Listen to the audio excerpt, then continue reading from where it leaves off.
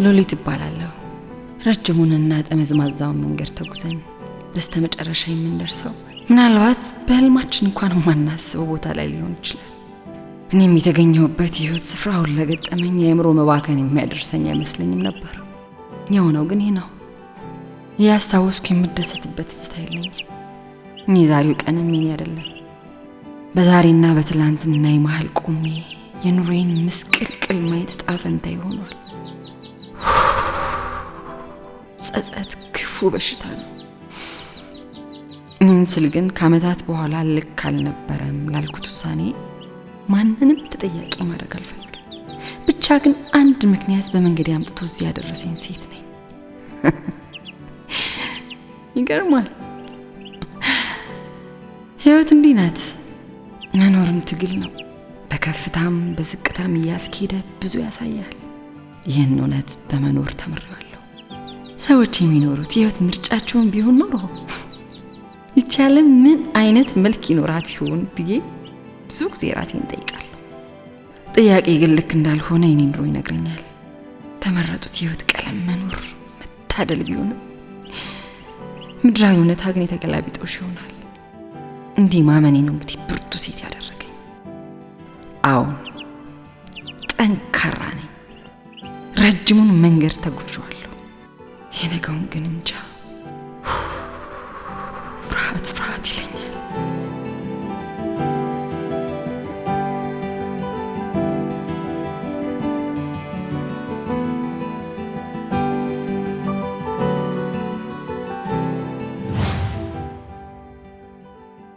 በእርግጥ በተለያዩ አንግሎች ስታዩ ፊልሙ በጣም አሪፍ ነው፣ አስተማሪም ነው፣ ህብረተሰቡ ሊማርበት የሚችል ነው። እንዲሁም ደግሞ ይህንን ድራማ የሚሰሩት ከዚህ በፊት የምናውቃቸው ታዋቂ ተዋናዮች ናቸው፣ በሳልም ናቸው። እነዛ ደግሞ ጥሩ ነገር ስለሚሰሩ አንተን ያስተምረዋል። ገብቷል? በጥሩ አይነት ሁኔታ ማለት ነው።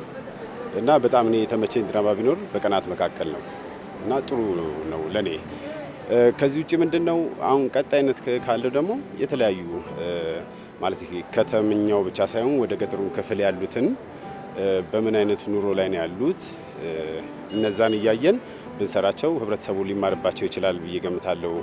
ምክንያቱም ቻናሉ ያለው በአገር አቀፍ እንደመሆኑ መጠን የገጠሩን ክፍል ልናስተምርበት ከዚህ በፊት ካየሁት አንድ ድራማ ያ ትምህርት የተወሰደ ስላለ ብዬ ነው እና እነሱ ቢሰሩበት ደስ ይለኛል። እና ብዙ አክተሮች አሉ ከነሱ ጋር ሆኖ አብሮ መስራት አዳዲስ ፊትም እነሱም ነባሮችንም አድርጎ ጥሩ ነገር ሊሰራ ስለሚችል በጣም የተመቸኝም ድራማ ነው። ቀጣዩም ጊዜ ጥሩ ነገር እንዲገጥማቸው እመኛለሁ። አንድ አክቲንግ ላይ አብዛኞቹ ሲሰሩ አሁን ሞር ራሳቸው ማለት የተሰጣቸውን ገጸ ባህሪ መስለው ነው እየተንቀሳቀሱ ያሉትና በቃ መምሰል ሳይሆን ራሱን ሆነው ነው እየሰሩ ያሉት። ስለዚህ በጣም ደስ ይላል። አሁን ደግሞ ሞር ደግሞ ክፍሉም እየሰፋ ስለሚሄድ በጣም ብዙ ነገሮች እናያለን ብዬ አስባለሁ።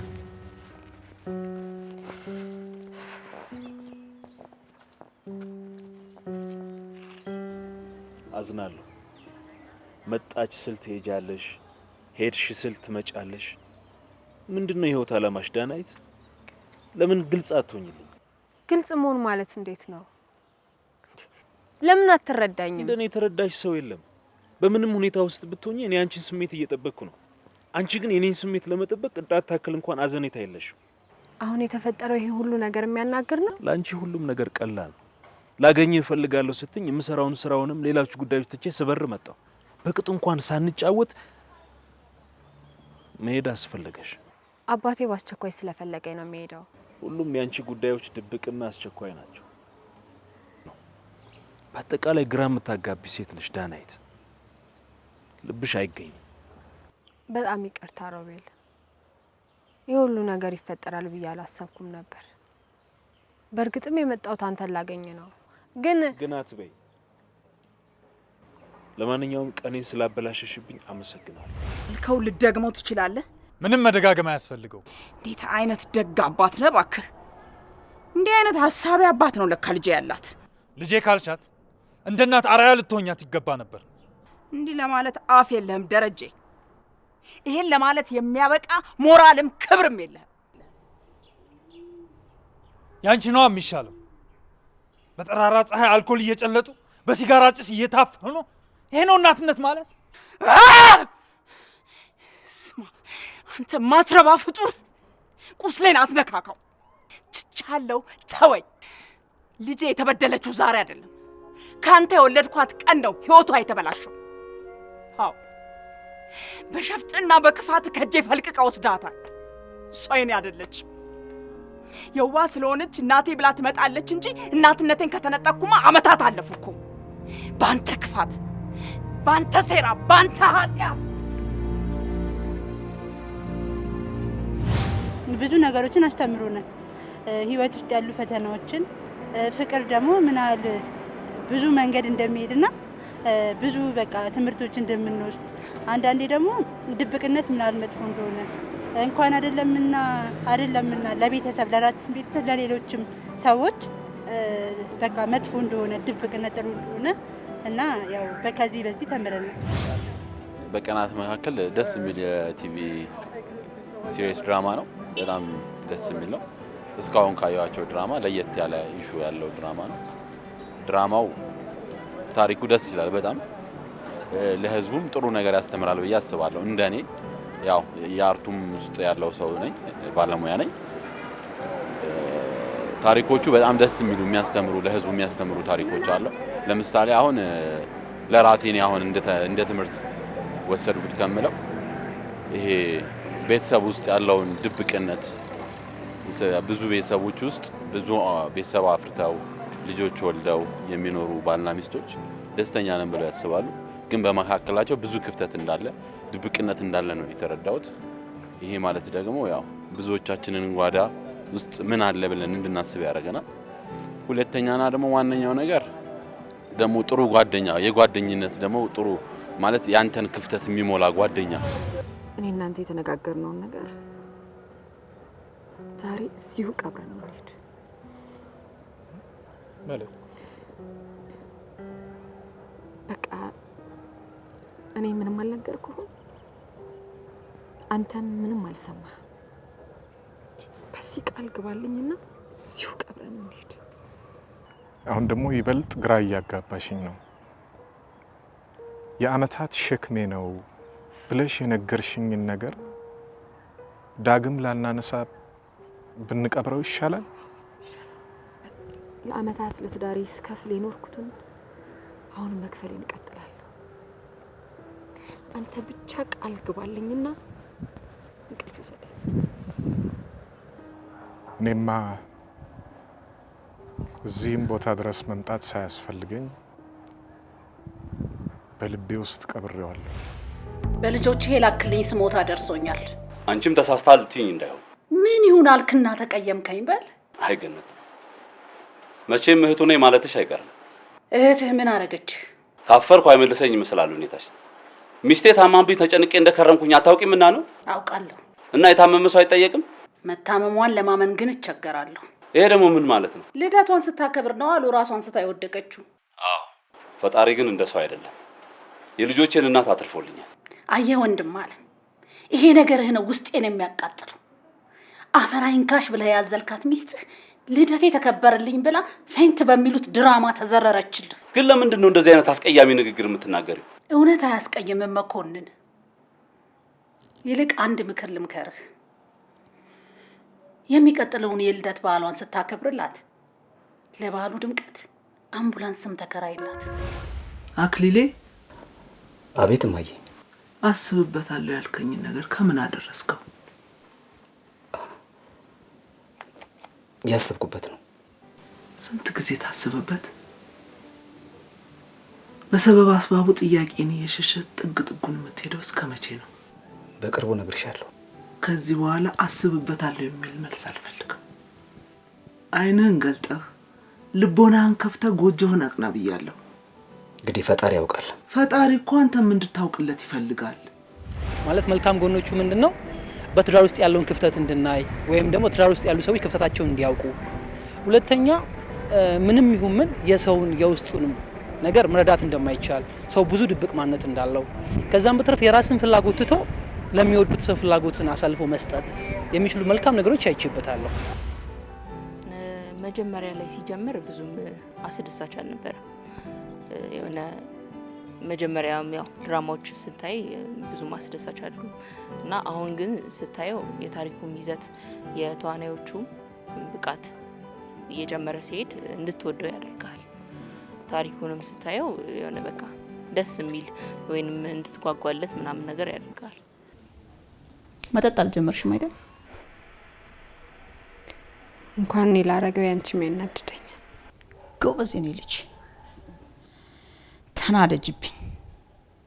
በእኔ ማንም ተደስቶ አያውቅ። አባትሽ ደህና ነው? ደህና ነው አይደለም። አባትሽ ደህና ሆኖ አያውቅ። ትሞም ደህና አይሆንም። ኧረ እባክሽ ማሚ እንደዛ አይባልም። ስለ አባትሽ እኔ ካልኩት በላይ ነው መባል ያለበት እኮ። ምን ጥቅም አለው?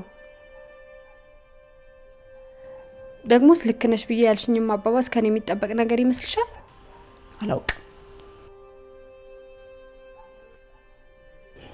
አሁን ምን ፈልገሽ ነው የመጣሽው? አንዳንድ ነገር ካስፈልገሽ ብዬ። አመሰግናለሁ። ባጠጭበት ግን ደስ ይለኛል። ምን አልሽ ዳናይት? ማለቴ ዝጊ። አንቺም ብሎ ደግሞ መካሪ።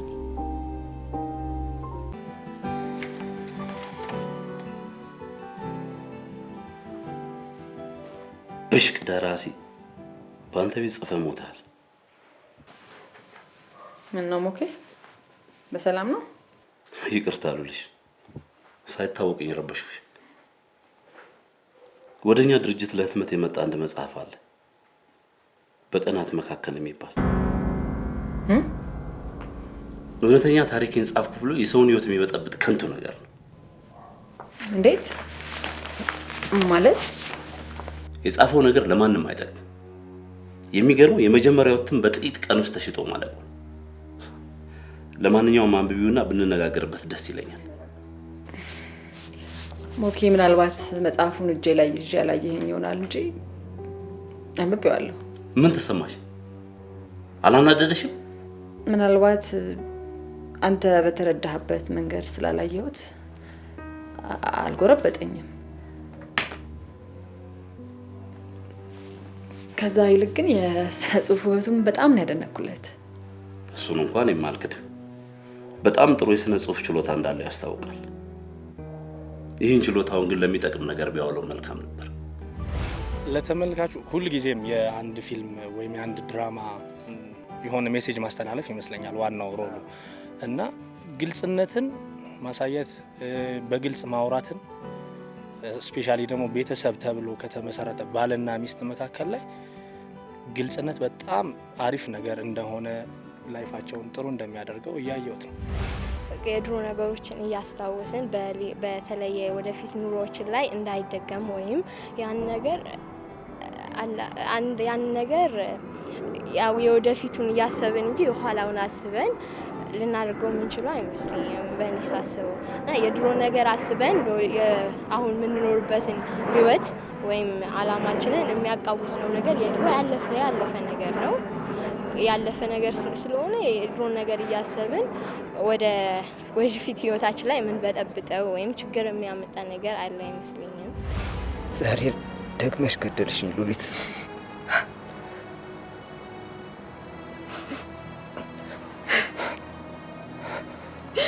ከዚህ በላይ ጨካኝ መሆንሽን የሚገልጽ ነገር የለም። ሰውን ላይ ነው እኮ ታውቃለህ። አምሮብህና ከፍ ብለህ እንድትታይ ነበር ምኞቴ። ይህም እንዲሁም በታዳጊ እድሜ ብዙ ደክሜያለሁ። ባል የሆነ እንድታስመካኝ ሚስት ሆኜ ከጎንህ መኖር ነበር ህልሜ። ግን ልጄን፣ እውነቴን፣ ፍቅሬን ቀብረህ ባዶ አደረግከኝ።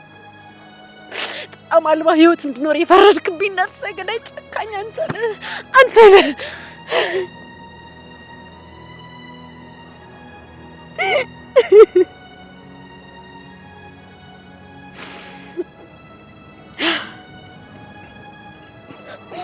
እባክሽን ከዚህ ቦታ እንሂድ ሉሊት። ከልቤ እውነት በቀር እውነት የለኝም። እዚህ ስፍራ ላይ ነገ ህይወታችን እንደሚያስጨንቀኝ ስነግርህ የሴት ስጋት ስለገባኝ ነበር። አንተ መልሶች ግን የሚጎመዝዙ ነበሩ። የውሸት ጥዬ ሴት ግን ለዘላለም የማንጥለው ፍቅሬ እንዳዘልኩት ነበር። ሉሊት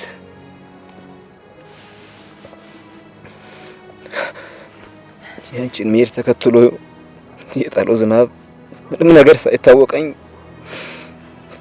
በደንብ ሆንኩበት ቦታ ላይ መኪና ገጨኝ። ህይወቴ የተመሰቃቀለ። 3 ወር ሙሉ በሞትና በህይወት መካከል ሆኜ ሆስፒታል ከረምኩ። አዝናለሁ። ግን እኔንም ገለኸኝ ነበር ሄድከው። ሞታል ብዬ እርሜን አላወጣሁ። ቆርጦለት ሄዷል ብዬ ተረጋግቻለሁ። አሁን ጎን ትመጣለህ ያልኩ በር ሳይኖርኩበትን አስጨናቂ ጊዜያት አስባቸዋለሁ። ካንተ ውጭ ህይወት ባዶ ሆኖ ራሴን ደጋግሜ ላጠፋ እንደነበር ታውቃለህ አክሊሉ።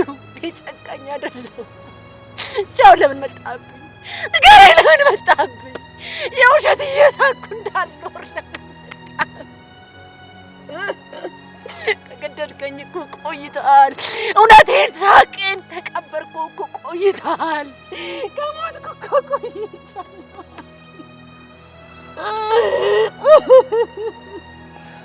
ለምን መጣብኝ? ለምን መጣብኝ? በቃሽ ሉሊት፣ እዚህ ቦታ እዚህ መቆየት አልፈልግም። እሞታለሁ።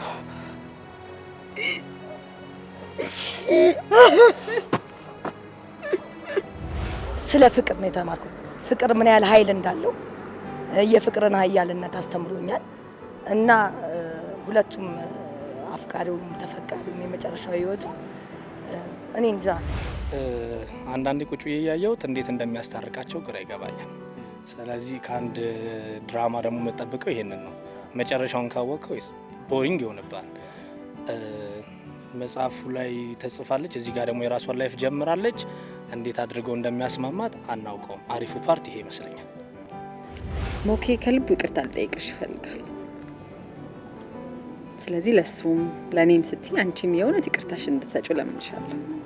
ትምክተኛው እንዳይደለው ግትርነት ቢኖርብኝም ይቅርታ በመጠየቅ አምናለሁ። ለፈጸምኩት ነገር ሁሉ ይቅር በይ። ሚስቴ እስከዚህ ሰዓት ድረስ ያመሸችው ከአንቺ ጋር ነው አይደል? ታዲያ ምን ችግር አለው? ሞኬ ጓደኛ አይደለችም እንዴ? ዳንቻ አይነት ጋለሞታ አይደለችም እሷ። ይገባሻል? ሚስቴ ማለት ህይወቴ ናት። ከመንገዴ ውጪ ብዬሻለሁ። እኔ ማንኝና ባንተ መንገድ ላይ ቆማለሁ? ልጆቼ ከአንቺ የሚማሩት ምንም ነገር የላቸው። ከዛሬ ጀምሮ እንዳያዩሽም አልፈልግም። ልጆቼማ በጣም ይወዱኛል። እንኳን ለእኔ ልጆች ለራስሽም ልጅ የሚበቃ አርያነት የለሽም። ይገባሻል? አንቺ ማለት እኮ ለእናትነት የማትበቂ ከንቱ ሴት ነሽ። የሉሊትም ህይወት እንዳንቺ እንዲመሰቃቀል ስለምትፈልጊ ነው እንዲህ አይነቱ ነውር የምትሰሪው። ትንሽ የሰደብከኝ አይመስልም ሞኬ? ስድብማ ለአንቺ ሽልማትሽ ነው። ሁሉም ነገር ረሳዋለሁ። ሙናዬ፣ ረሳዋለሁ ሳይሆን ረስቼዋለሁ ነው የሚባለው። የይቅርታ ቀን እኮ ትላንትና ነው ያስታውስ። እንደምን አመሸሽ? ምን ይሻልሃል? ለመሆኑ የግቢውን በርማን ከፈተልኝ?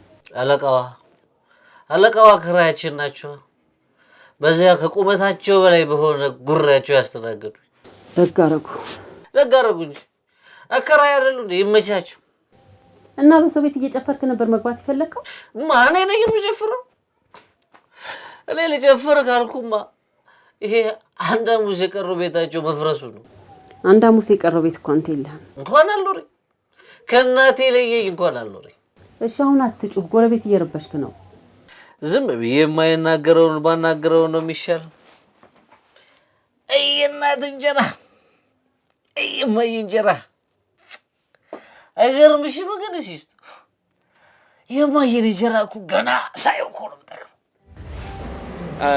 እኔ በቀናት መካከል የሚለው ድራማ ላይ ምንም መጥፎ ጎን አላየው። ምክንያቱም ተዋናዮቹ ራሱ በጣም በሳል ተዋናዮች ናቸው ያሉ። የሚተውኗቸው ተውኔቶች ከሰው ልጅ ህይወት ጋር የተያያዙ ናቸው። አስተማሪነታቸውን በጣም ወሳኝ ናቸው። እኔም ወዳቸዋለሁ ከልጆችም በጣም ይወዳሉና ምንም ክፍተት አለው የሚለው ነገር የለኝም። ቢጨመርበት ምለው እንግዲህ ያው ደራሲው ነው ሊያዩ የሚችለው ይሄን ነገር ምክንያቱም እንደ ተመልካች ሆነ ስታየው አንድ እንደ ህብረተሰብ አካል ሆነ ስታየው ምንም የሚጎለው ነገር የለም ግን አንዳንድ ነገሮችን እያየ ቢጨምርባቸው ያው ይጣፍጣል ጥሩ ነገር ይኖረዋል እንማርበታል ማለት ነው እና በጣም ጥሩ ነገር ነው ቢቀጥሉ ጥሩ ነው ብዬ ነው የምገምተው እናትነት እንዴት አገኘሽ አጠቃላይ የልጅ ፍቅር ስሜቱ ምን ይመስላል ሉሊት አክሊሉ የልጅን ፍቅር የሚገልጽ የትኛውም ቃላት ዓለም ላይ አይገኝም አንቺ እድለኛ ነሽ ዳግመኛ ህይወትሽ እንዲቀጥል ፈጣሪ ረድቶሻል አንተም እኮ እኔን እንኳን ተይው ሉሊት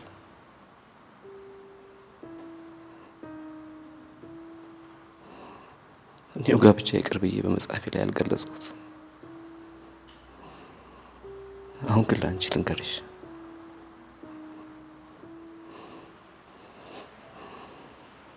ልጅን የሚያህል ስጦታ በወዴ ይዤልህ ነበር ብለሽ ባትነግሪኝ መልካም ነበር ሉሊት እንዴት አንቺ ዳግመኛ የልጆች እናት ሆነሻል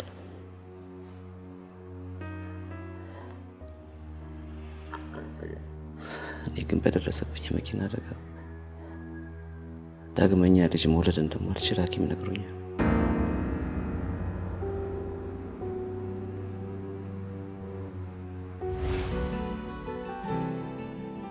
ስማ አይፓሬን ውስጥሃል አልወሰድኩም አላምንህም መብትሽ ነው እዚህ ቦርሳ ውስጥ ነበር ያስቀመጡት ካንተ ውጪ እኔን ቦርሳ የሚከፍት አይኖርም ቆይ አንቺ ልጅ ምን አስበሽ አይፓሬን አምጣ አላየሁም አልኩሽ ቻቺ ስለ ስርዓትሽ ነሽ አሰማ መጽሐፍ መልሽልኝ አይፓሬን ስታመጣ መጽሐፍ ይሰጣል በኋላ ግን ይቆጭሻል ምን ልትሆን በጥፊ ነው ማጮልሽ እስካሁን ስንት ሰው አጥልሃል ካንቺ እንደምጀምር ብነግርሽስ አትችልማ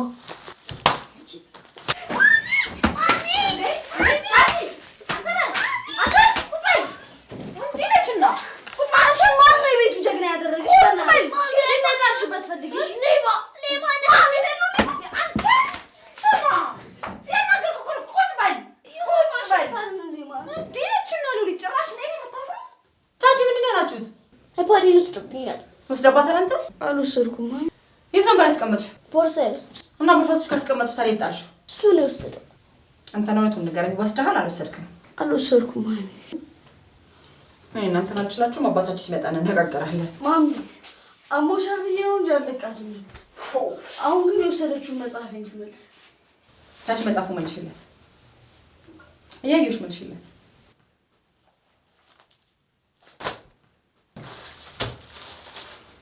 ከዚህ በኋላ አንድ ድምጽ እንዳልሰማ እንዴነችና ነው አንደኛ ማስመሰልን የሆነ ነገር ታይበታለህ ሌላ ደግሞ የሆነ የቤተሰብ ታሪክ ስታይ ሁሉም ጋር የምታየው ነገር ስለሆነ ሪል የሆነ ነገር ነው ይዘው የሚመጡትና ደስ ይላል እና አሪፍ በደንብ ተስሏል በተለይ የደራሲውን ሮል የሚጫወተው ልጅ በጣም ነው የምወደው በደንብም እየተጫወተው ነው ብዬ አስባለሁ በደንብ እየተወጣው ነው ሽመልስ በቀለ በጣም ቆንጆ ሆኖ ነው የሚሰራው ዛሬ ጥሩ እየተወጣው ነው አክቲንጋቸው በጣም ናይስ ነው በጣም አሪፍ ነው ይህን ስሜትሽን ከ15 ዓመታት በኋላ አውጥተሽ ለኔ እንድትነግሪኝ ያደረገሽ ምክንያት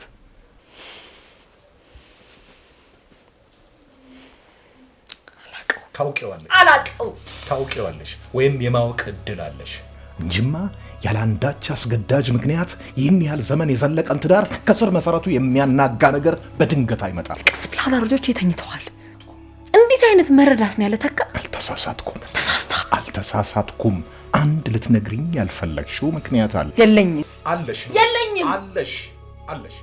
ጥፋተኛዋ ነኝ ጥፋት ነው አላልኩም ይሄን ሚስጥሬን እንዲያስኩት መቃብር ቦርድ ይሻለኝ ነበር ይሄን ጉዳይ ይዤ አንተ ጋር መምጣት አልነበረብኝ እንደ ቅርበቴ የወዳጅ እርዳታ አስፈልጎሽ ነው አይደል የነገርሽኝ ነበር እንግዲያው እኔም በምችለው ሁሉ ለረዳሽ ዝግጁ ነኝ ይህን የማደርገው ግን ትክክለኛውን ምክንያትሽን በግልጽ ስትነግሪኝ ብቻ ነው። ይስማማሻል?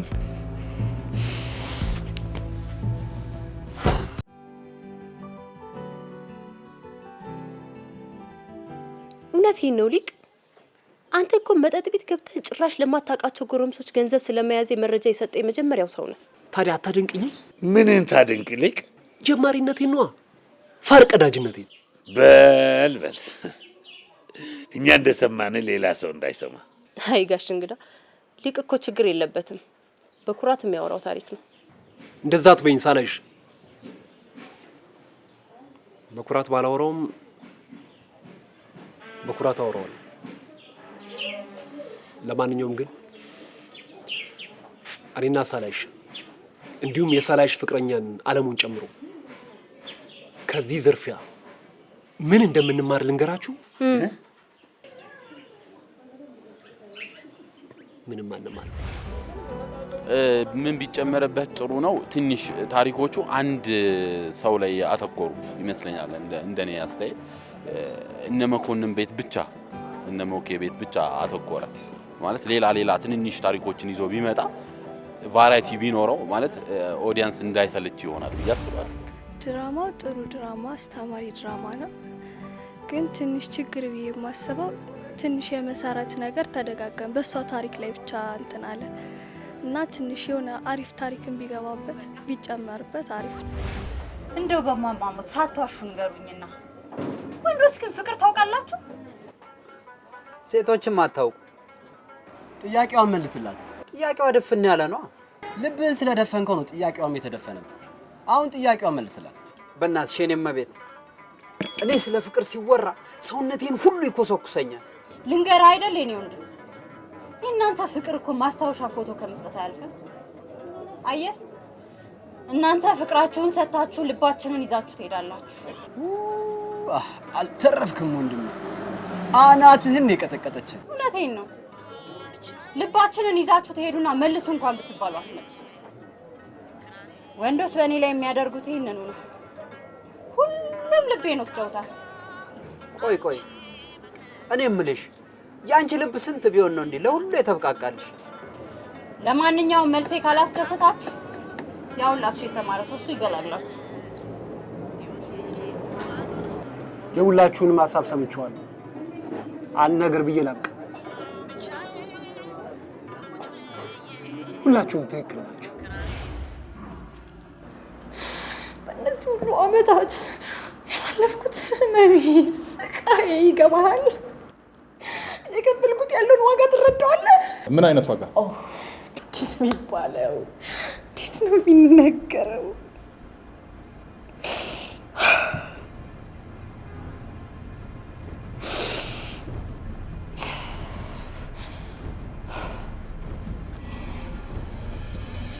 መኮንንን ተገድጄ ነው ያገባሁት። አላፈቅረውም።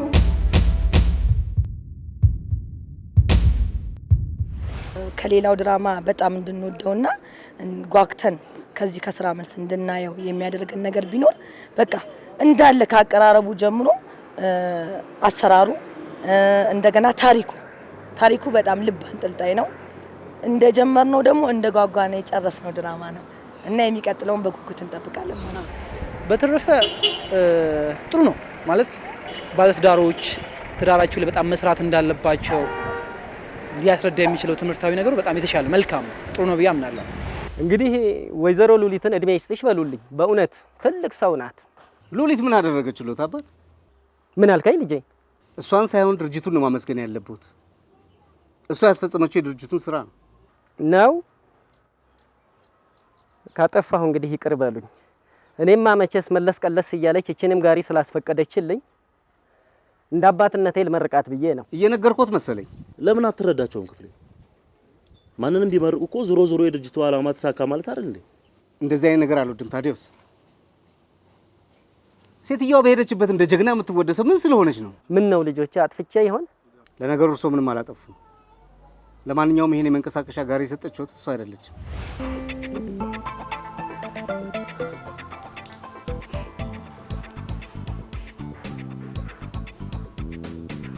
አቤት። ምን የሚያስቅ ነገር አለ? አንድ ጥያቄ ነበረኝ። መቼም መጠየቅ አይታክትሽ። ግድ የለም እኔ ማንኛውንም አይነት ጥያቄ ለመመለስ ዝግጁ ነኝ። ቅጽል ስም ያስፈልጋል። ከሊቅ የሚልቅ ታላቅ ስም ካገኘሽ ከምላሴ ጸጉር ይነቀል። አምጪ። ሲኒማቶግራፊ በጣም ደስ ይላል። ቀረጻችሁ በጣም አሪፍ ነው። ኮንቲኒቲው በጣም ደስ ይላል። እነዚህ ነገሮች አንዳንድ ሲሪየስ ድራማዎች ላይ ኬርለስነት ይታያል። እናንተ ጋር ግን እነዚህ ነገሮች ፕሮዳክሽኑ በጣም ደስ ይላል እና ላበረታታ በርቱ ነው እንግዲህ እደጉበት። በጣም አመሰግናለሁ። ገጸ ባህሪያቱ በጣም አሪፍ ነው። አዳዲስ ሰዎችም በጣም አሪፍ አድርገው ነው አማተሮቹ እየሰሩት ያሉት ማለት ነው። ለእኔ አሪፍ ድራማ ነው ብዬ ነው የማስበው። ጠንካራ ነገሮች እኔ ፐርሰናል የወደድኩት ነገር ምን መሰለ፣ ብዙ የለመድናቸውን ፊቶች አናያቸው። አዳዲስ ሰዎችን ለማሳተፍ የተደረገው ነገር በጣም ደስ ብሎኛል። ከተወሰኑ ሜን ካራክተሮች ውጪ ብዙዎቹ አዳዲስ ልጆች ናቸው እና ደግሞ በደንብ አድርገው እንደተሰጣቸውና እንደተለፋባቸው ያስታውቃሉ። መርማሪነት ይዋጣልሻል። ቀልዱ ትንሽ ይቆይልሽ። አልቀለድኩም። ጉዳይን እስከማወቅ የሚያደርስሽ ቅርበት እኔና አንቺ ስለሌለን አልነግርሽም። መቃብር ስፍራ ሲወሰዳችሁ ምንድን ነው? መቼም በኢትዮጵያን ባህል እንዲህ ተዘንጦ ቀብር አይኬድም። ቀብር አልሄድም። ለጉብኝትም ሊሆን አይችልም። አልወጣኝም። ታዲያ ምን ልበሉ ሊት? መቼም አዲስ አበባ ሰፊ ናት። ጭር ባለ መቃብር ስፍራ መደበቅን ምን አመጣው? ምን ልትቀብሩ ሄዳችሁ ልበል? ተረጋጊ ዮዲት። ቅድም እንደገለጽኩልሽ ጤናዬን የሰጣኝ የግል ጉዳይ ነበረ። ተካ ደግሞ እንደ ወንድምነቱ ሊረዳኝ ከጎኔ ነበር። ይሄንንም የግል ጉዳይ ብዬ ልተውልሽ? ዮዲት ግን ለምንድን ነው በእንደዚህ አይነት ክፉ ሀሳቦች አይምሮሽን የምትጠቀጥቂው? ጥሩ መልካም ነገሮች ለምን አይታዩሽም? ሲ ፎቶግራፍ ላይ እኮ ዝሙት ስንፈጽም አይደለም ያሽን አይደለም። ዝሙትም ባይሆን ቢያንስ ዋዜማው ይመስላል። ምን አልሽ?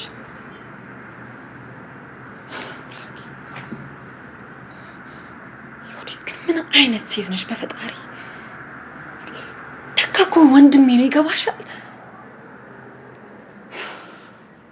ለምንድን ነው ግን በእንደዚህ አይነት ክፉ ሀሳቦች አይምሮሽን የምትጎጂው?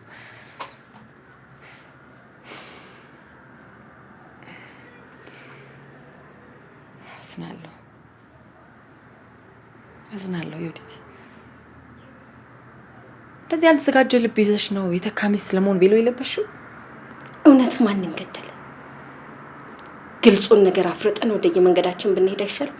ስሚኝ ዮዲት፣ ከዚህ በላይ የምንደርስበት ምንም አይነት የእውነት ጫፍ የለም። አክብሬሽ እዚህ ድረስ የመጣሁት ምናልባት እንተማመናለን ይሆናል የሚል ተስፋ ይዤ ነበር። ማስረጃዎቹን ከካድሽ ወዲያ እንግዲህ በምን እንተማመን? ምንድነው ማስረጃ ዮዲት? እነዚህ ፎቶዎች ከሆኑም ደግሞ የሚመሰክሩት የኔና የተካን ንጹህ ግንኙነት ነው። ዮዲት መረጃ በማቀበል የሚላላኩሽ ትጉ መላእክተኞችሽ ህይወትሽን በሙሉ ጨለማ እንደሚያለብሱት ግን ሳልነግርሽ አላልፍም።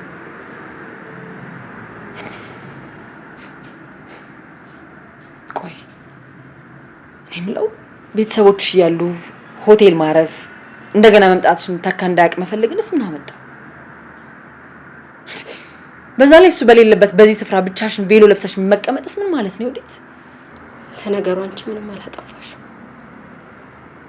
የበደለኝ እሱ ነው። ለመሆኑ የት ነው ሄደችው? አልነገረችኝ። አንተም አልጠየቃትም አይደል? ጠይቂያት ነበረ። አባት ሲመጣ እራት አቅርብለት ብቻ ነው ያለች።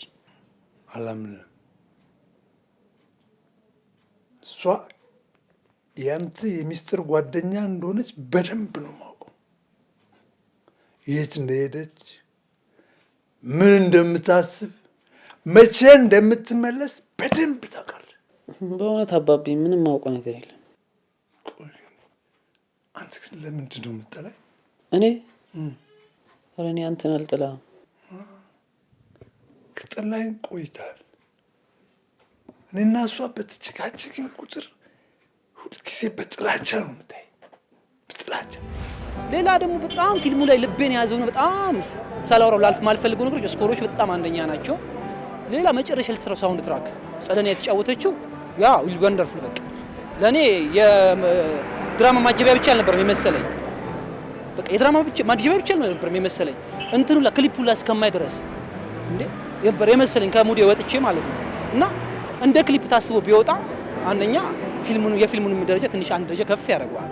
አንደኛ እስካሁን ካየዋቸው አንደኛ የፊልም ማጀቢያ ነው። እና ጸደኒያን በጣም እንደ አክቲንግ ውስጥ መግባት ብትችል በዛው መቀላቀል ብትችሉና አክቲንግ ውስጥ መግባት ብትችል ድራማው በጣም የተሳካለት ይሆናል ብዬ አምናለሁ። መዝጊያው አሪፍ ነው ማለት አንድ ምዕራፍ ሲዘጋ ምን መደረግ አለበት ምናምን የሚለው ነገርም ስላለ በሱ ዙሪያ በጣም ጥሩና ቆንጆ የሚባል ነገር ነው። ምዕራፍ 2 ደግሞ ቀጣይነት ደግሞ ሞር በተለይ ደግሞ በእኛ በማህበረሰብ ውስጥ ያሉትን ነገሮች ዲቴል ተገብቶ የሚቀጥልበት ነገር ቢፈጠር በጣም አሪፍና ኦዲየንስ የምንስብበት ነገር ይፈጠራል ብዬ አስባለሁ። እንዳሁኑ እንዳለው ቤት ጥሩ ነው። በጣም